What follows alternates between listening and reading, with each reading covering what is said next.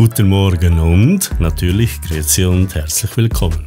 So ruhig und sanft, wie sie jetzt am frühen Morgen wirkt, ist die Stadt eher selten. Luzern, übrigens Hauptort des gleichnamigen Schweizer Kantons, ist das gesellschaftliche und kulturelle Zentrum der Zentralschweiz. Und Luzern ist ein bedeutendes Tourismusziel in der Schweiz. Einerseits wegen seiner Lage am Vierwaldstättersee und der Nähe zu den Alpen und andererseits der vielen Sehenswürdigkeiten wegen, wie der Kappelbrücke mit dem Wasserturm, das wahrscheinlich am meisten fotografierte Denkmal der Schweiz.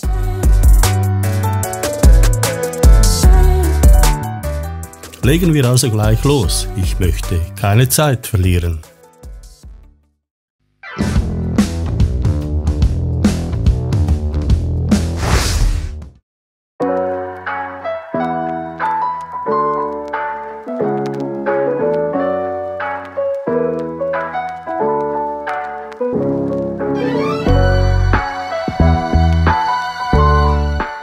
Ein Tipp für deinen Luzern-Besuch. Bei Sonnenaufgang hast du die Kappelbrücke beinahe allein für dich.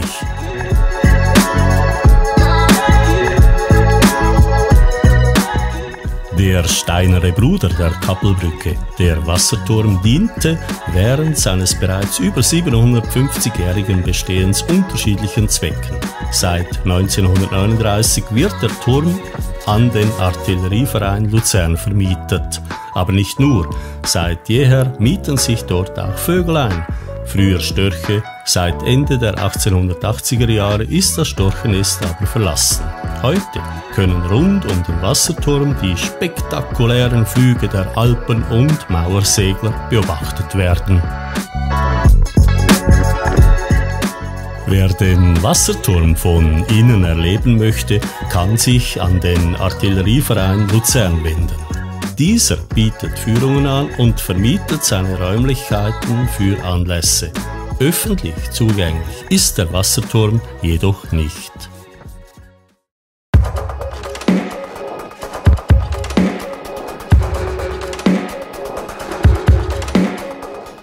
Genauso bedeutsam wie die Kappelbrücke selbst ist deren Ausschmückung mit einem eindrücklichen Bilderzyklus. Die Geschichte dahinter: der Luzerner Stadtschreiber Renoir Gisa wendete gegen Ende des 16. Jahrhunderts Jahre dafür auf, um die Geschichte der alten Schweiz und der Christenheit zu studieren und ein Konzept für den Bilderschmuck zu erstellen. So sollte die Brücke davon erzählen, wie ein wunderbares Schicksal alle Taten der alten Eidgenossen geleitet hat. 1611 finalisierte Gisa dann seine Ideen und die Arbeit konnte beginnen.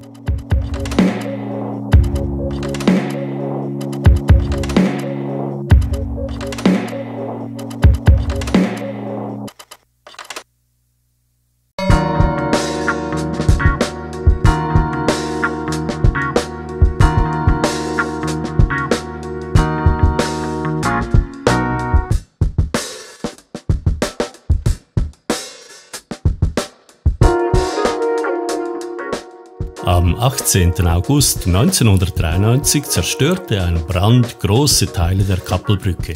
Vor dem Brand waren von den ursprünglich 158 Bildern deren 147 erhalten. 110 davon befanden sich beim Brand in der Brücke, von denen rund 2/3 durch das Feuer entweder vollständig zerstört oder schwer beschädigt wurden.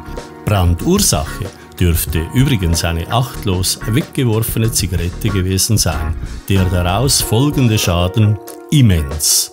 Aber die Brücke wurde umgehend wieder aufgebaut, bereits am 14. April 1994 eingeweiht und erneut für die Besucher freigegeben.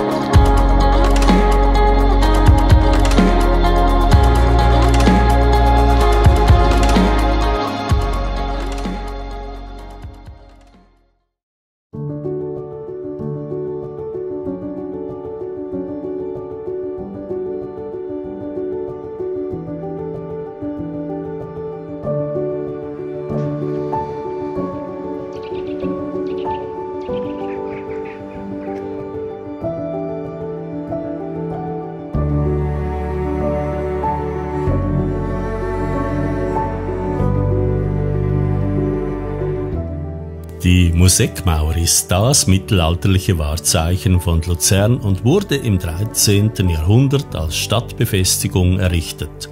Sie ist heute noch 870 Meter lang, ca. 9 Meter hoch und 1,5 Meter breit. Damit ist sie schweizweit die längste an einem Stück erhaltene Stadtmauer.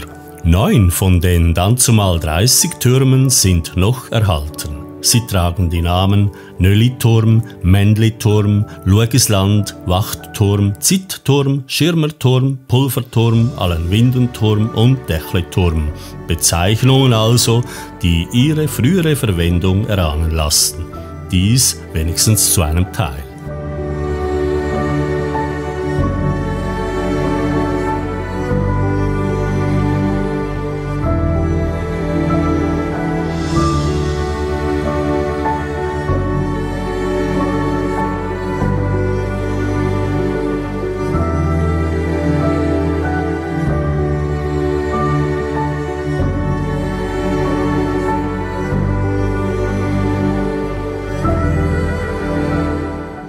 Ein Spaziergang entlang der Museckmauer solltest du wirklich nicht verpassen, denn allein der wunderbare Rundblick über Luzern und die Alpen entschädigt locker die kleine Anstrengung, auf die Anhöhe zu laufen.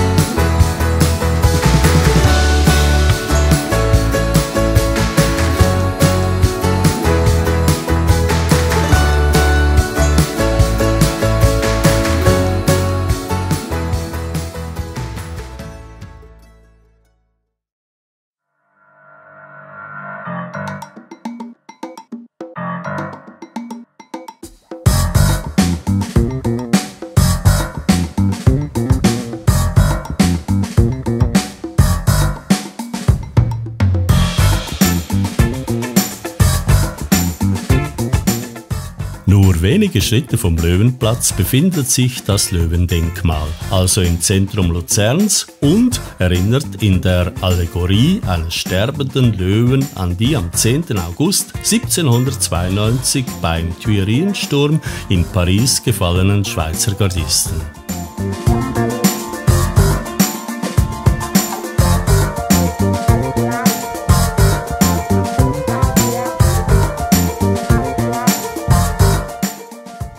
Einweihung des aus einem Sandsteinfelsen herausgehauenen, etwa 10 mal 6 Meter großen Denkmals fand 1821 statt.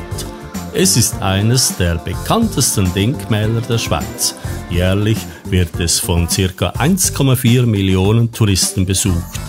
Der berühmte dänische Künstler Bertel Thorvaldsen kreierte den überlebensgroßen Löwen in etwas mehr als einem Jahr.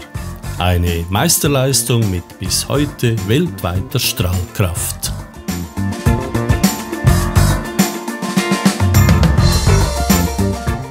Oder um es mit den Worten des amerikanischen Schriftstellers Mark Twain zu sagen: Der Löwe von Luzern ist das traurigste und bewegendste Stück Stein der Welt. 2006 wurde es unter Schweizer Denkmalschutz gestellt.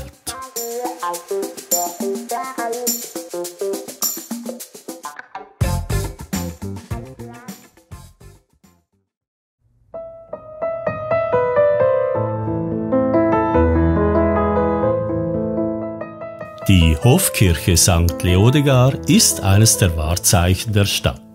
Sie wurde von 1633 bis 1639 teilweise auf den Fundamenten der zuvor abgebrannten romanischen Basilika gebaut und ist eine der wenigen Kirchen, die während des Dreißigjährigen Kriegs nördlich der Alpen gebaut wurden und eine der größten und kunsthistorisch wertvollsten Kirchen des deutschen Frühbarock.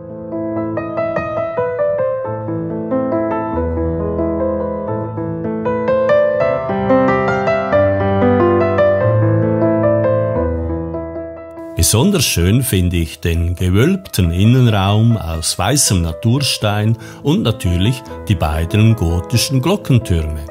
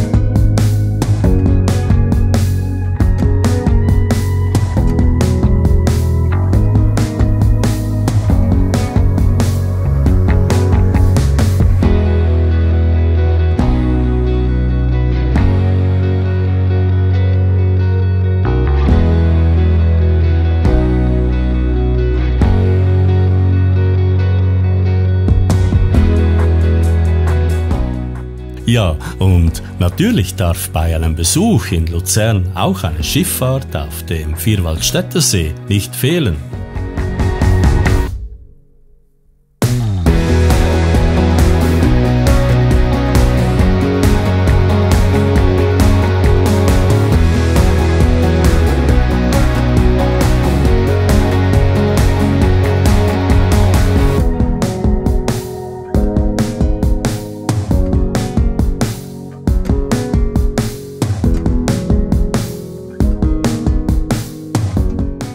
Die vielen Angebote der Schifffahrtsgesellschaft des Vierwaldstätter Sees SGV bieten für jeden und jede eine passende Fahrt. Die majestätische Bergwelt kann mit verschiedenen Schiffen respektive deren Angeboten bestens erkundet werden.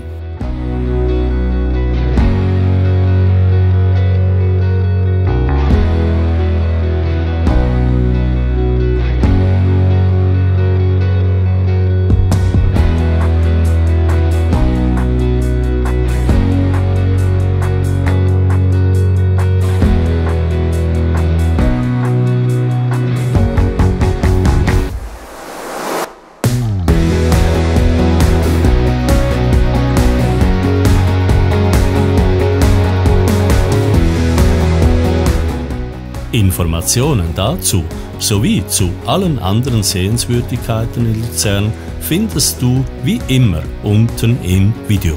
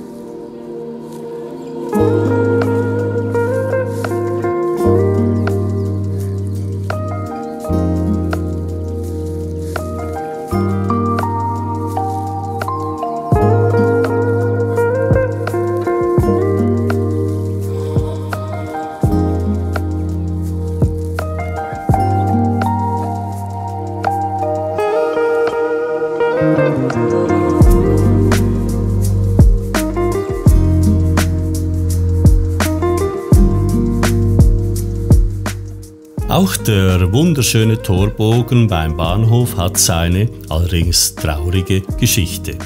Eigentlich ist dies die Tür des alten Bahnhofs, der beim verheerenden Brand am 5. Februar 1971 große Teile des Jugendstilbaus zerstörte.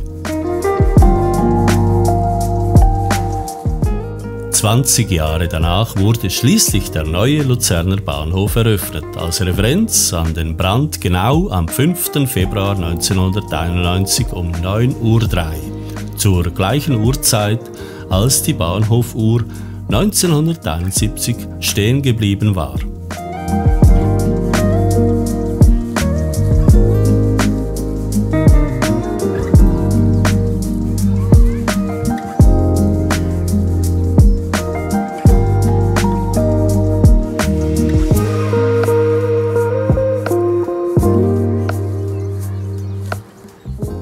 Das Kultur- und Kongresszentrum Luzern (KKL) wurde 1998 eröffnet.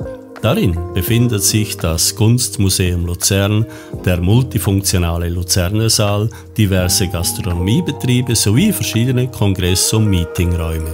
Und der Name des Architekten Jean Nouvel. Doch er ist es nicht. Er steht zwischen KKL und der Universität Luzern. Das ganze Fahrrad voll bepackt, wahrscheinlich mit Wissen.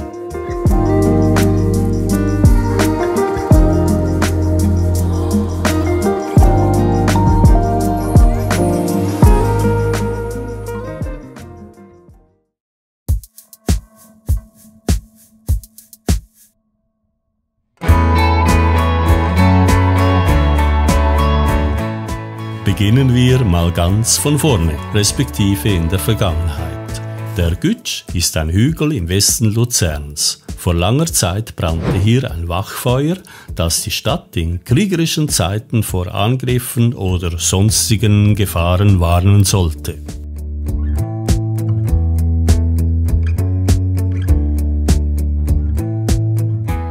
(1590) wurde der Gütschturm als Endpunkt der Stadtbefestigung erbaut.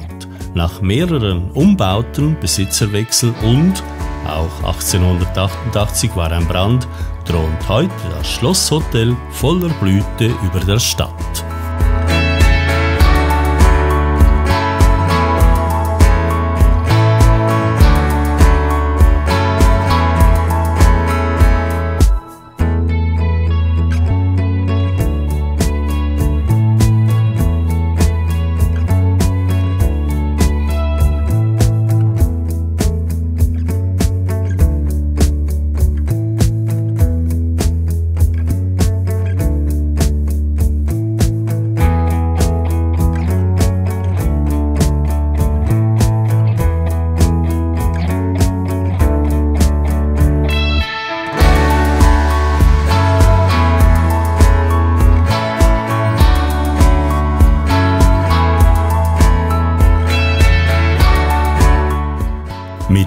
Bau der Gütschbahn 1884 wurde es für die Gäste einfacher, das Hotel zu erreichen.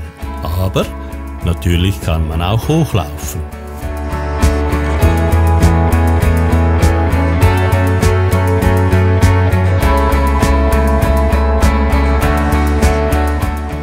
Der Blick von hier oben ist umwerfend, wobei das nicht wörtlich genommen werden darf, denn dies könnte gefährlich sein. Trotzdem, eine Nacht hier im Schlosshotel zu verbringen und den Sonnenaufgang und Untergang zu genießen, das ist wahre Qualität und ein echter Genuss.